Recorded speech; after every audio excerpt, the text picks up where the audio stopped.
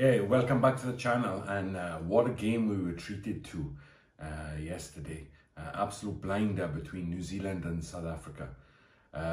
New Zealand took the spoils, and fair play to them. They actually put in one of the best performances I've seen from a New Zealand side in a long time, especially in that first half and particularly in that first 20 minutes.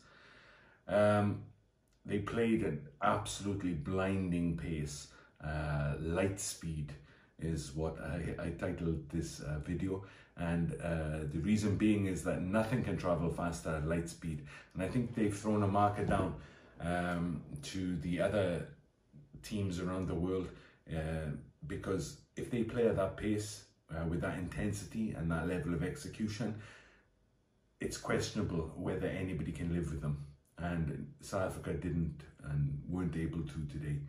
So let's get into the match.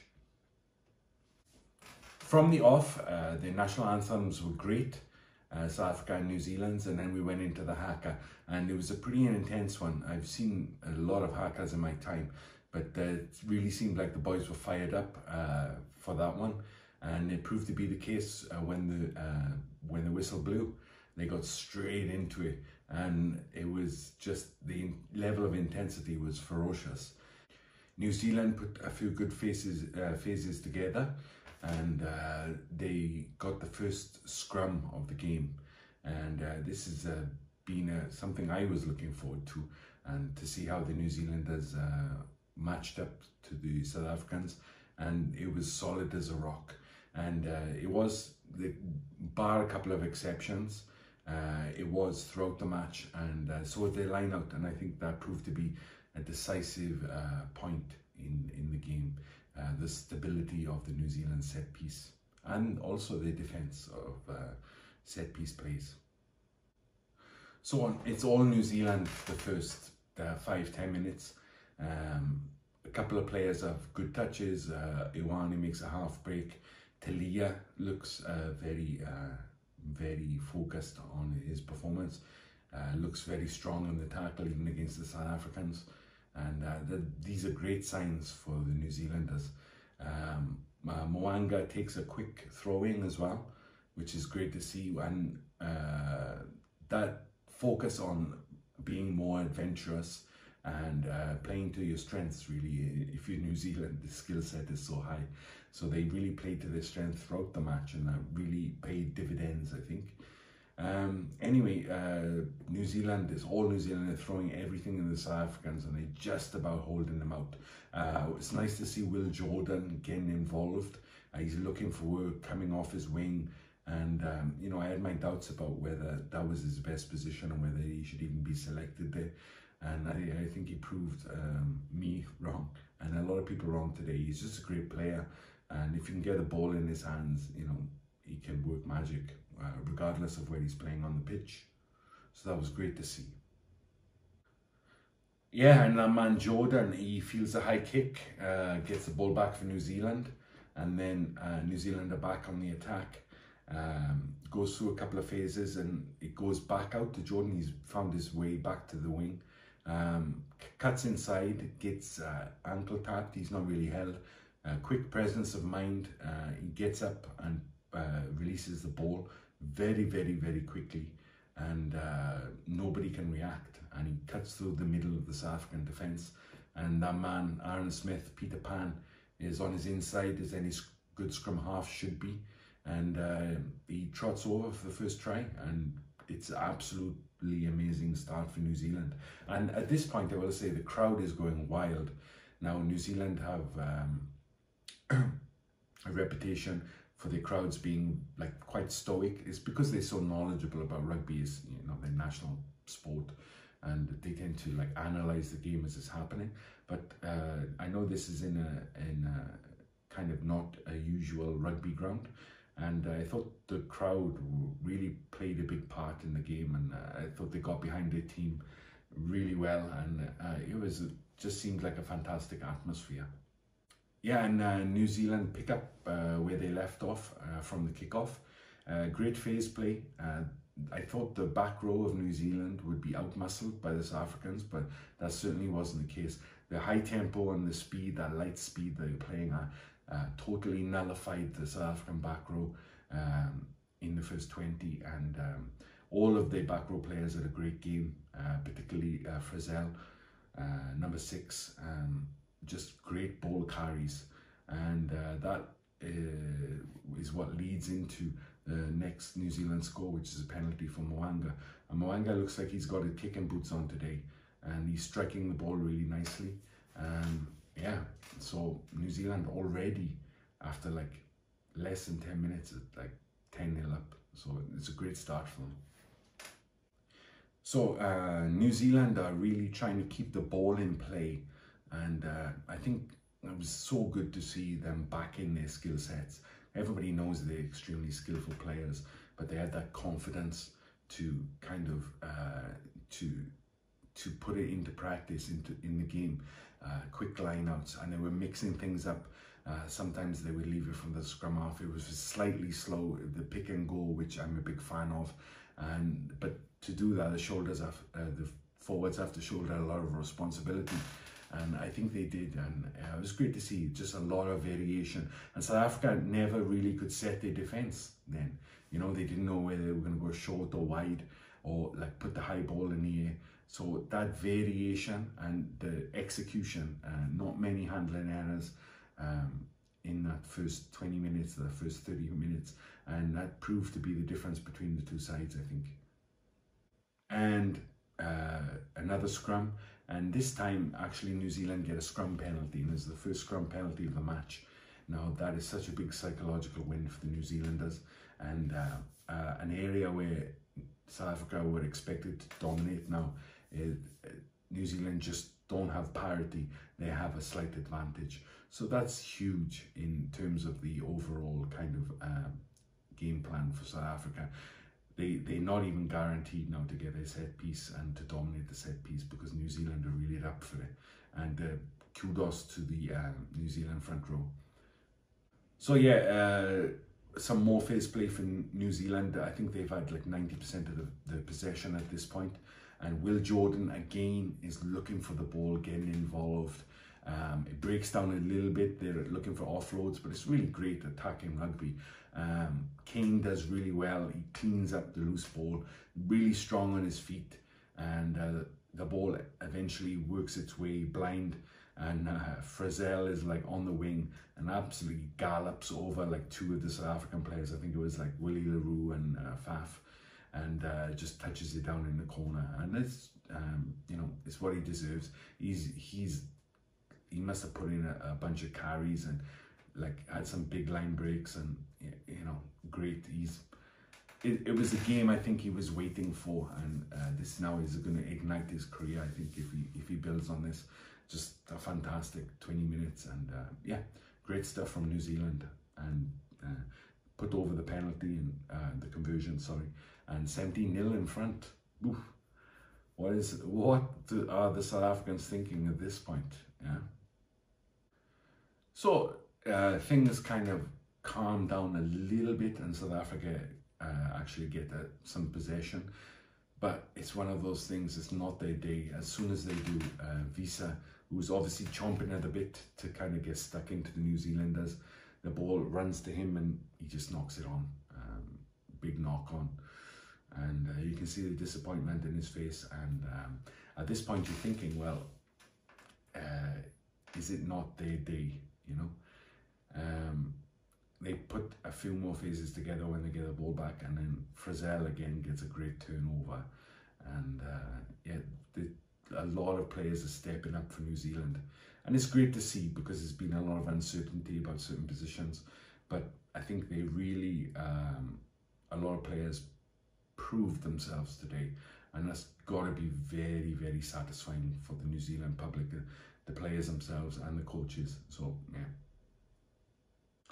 So some nice phase play. South Africa getting back into the game a little bit, but there's the New Zealand defence is very resolute. Some big hits being put in. You know, you got to say Scott Barrett like put in a bunch of work. Big burly guy, definitely throwing his weight around in defence. As was Retallick. Now Retallick I think was the player of the first half. I mean, there's a bunch to choose from. Like but I think his performance was emblematic of like the overall New Zealand performance. You could maybe choose Will Jordan, but Retallick I think was just a beast in the first half. A great actual lock or second row performance, so dominant in collisions, in the loose, trying to steal balls, disruptive, like great, of course, in the second row, in the scrums. Line out was clean, great play. My man of the match for the first half, at least, anyway. So South Africa, as I say, get a bunch of phase play and looking pretty good. This is the thing, New Zealand didn't beat a weak South African side. They didn't put them a weak South African side to the sword. They put a very strong South African side to the sword. And that says a lot about like the speed and the tempo and the execution that they displayed in that first 30, or that first 40, I should say. So South Africa, when they do get a chance, New Zealand eventually cough up a penalty. The defence is very disciplined, but they eventually do give away a penalty, and South Africa go for the corner. I think at this point they're thinking, look, we are chasing this game now, and their line out defence was superb. In the second half, South Africa scored, but I think that was the only sniff that they got in the game, and they scored. And traditionally, and for good reason, that's the area where South Africa tend to dominate, is the line out more. But I think Ryan's contribution to that defensive line out is so significant, and they really held the South Africans out. And again, just before halftime, so demoralizing for the South African players.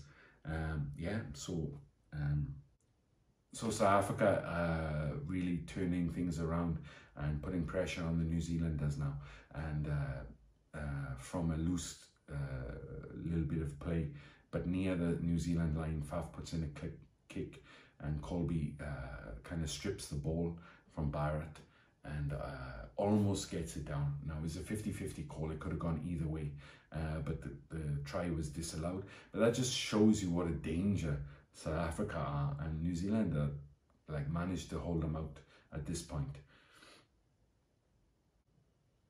And again, more pressure from South Africa, and New Zealand give away another penalty, and South Africa put the kick over, but at this point that makes it 17-3. And I will note that Faf is kicking. Again, I always harp on this point, I'm sorry, but like, if you have a kicker in the team, let him kick.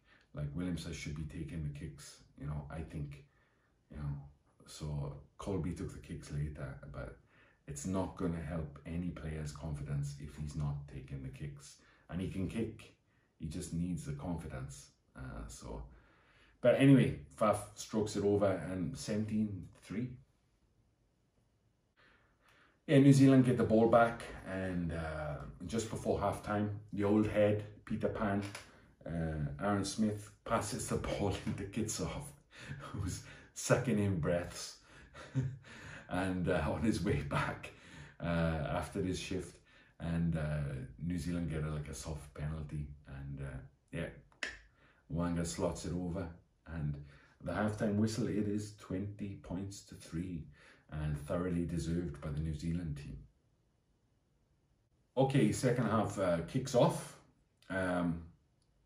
Again, New Zealand start as they left off, full of adventurousness, guile, with great execution, and that brings to mind the classic New Zealand and All Black teams that we know from the past. And it's great to see this new kind of generation seems to be really finding their feet and like kind of fitting in and adopting the mantle of teams gone by. And it's a frightening thing for other teams to watch them when they reach that level. They start really well the second half. South Africa, I think the coaches realise that and start to empty the benches. They bring on a few players. South Africa managed to stem the tide and get a bit of possession. And as soon as they get a bit of possession, it looks like a different game. but it's like those unforced errors which are letting them down, and it's like rustiness because they're not getting the ball in their hands. They've just been tackling the entire game, right? So South Africa get a penalty in a good position. Faf goes for touch, kicks it dead. Like, that's a cardinal sin. And little moments like that kind of plagued South Africa throughout the match. And ultimately, I think that cost them coming back and actually making more of a game of it. But yeah, small things executed well make such a big difference in a game. Yeah, South Africa bring on a few more subs, and they really want the try. And they plug in away, they kick to touch a couple of times, really want to get that line out more rolling. And eventually it happens. Marks has come on, and you know, he was quite a significant substitution, I think, in terms of the scrummaging and also line-out play. And South Africa finally get a bit of a roll on, a bit of a rumble on, and go over for a try. And you can see it means a lot to them because they've kind of been outshone and outclassed in this game so far. So yeah, a very important try for South Africa, and Marks gets it. And I think one of the weak points for South Africa has been a breakdown. I had Mostert on my thumbnail for the last video, and he's pretty anonymous throughout the match. I think Visa was a great player, but just couldn't keep up with the pace. Kwaga is the only one who kind of even was in the game, I think, for the first 50. And number 8 and number 7 are changed, which is the right side flanker and the number 8 for South Africa. Yeah, Vermeulen and Thor, and who comes on for? Oh yeah, Peter Steph de Toy.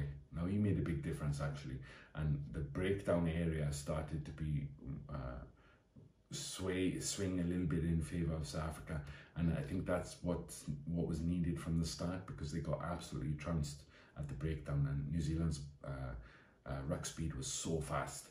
So that will be something I think will stick in the South African coach's mind, is how it changed when Steph de Toy came on. He made a big difference, just his speed and agility at the breakdown.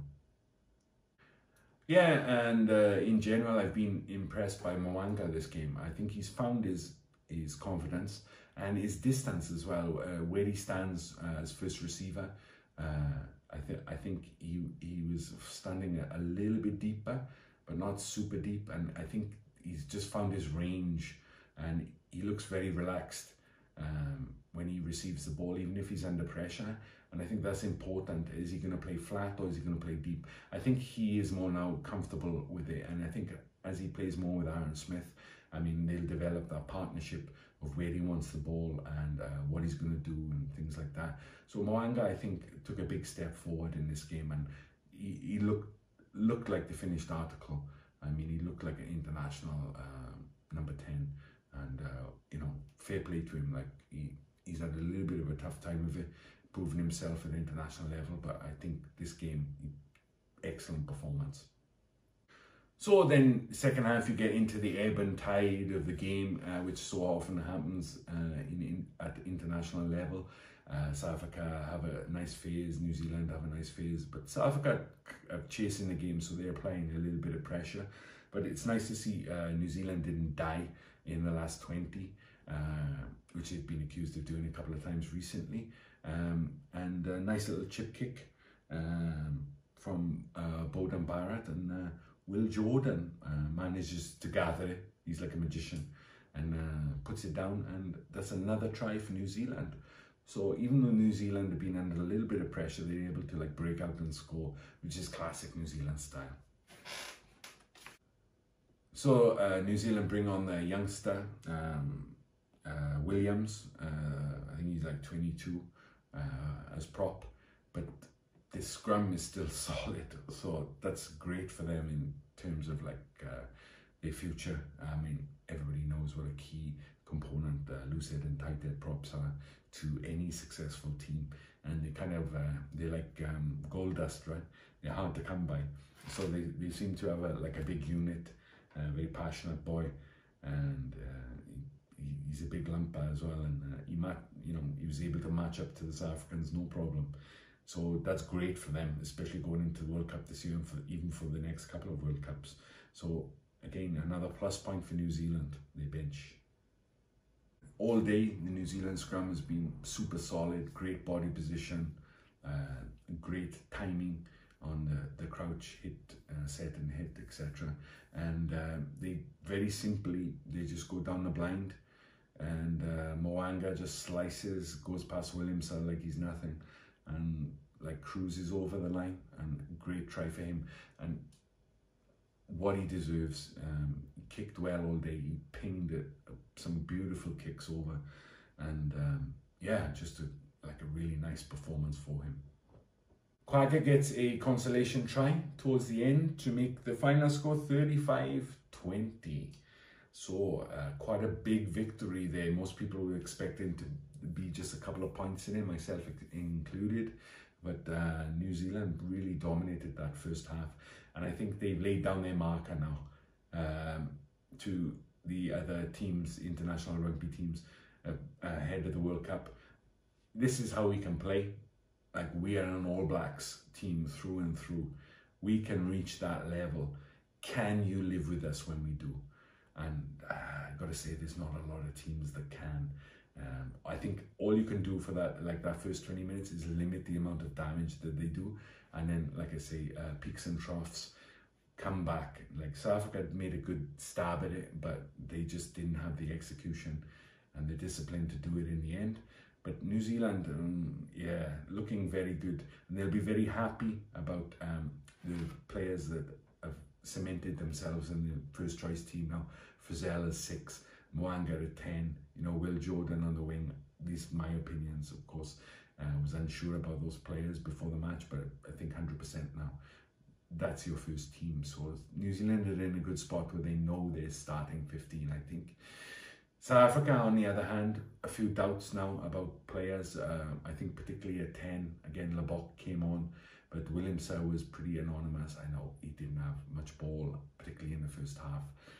But the thing about him not kicking as well, I think you have to throw Lebok in there now, and just give him a good run up until the World Cup, and that's your starting 10. And Williamson will cover the back line because he can cover multiple positions.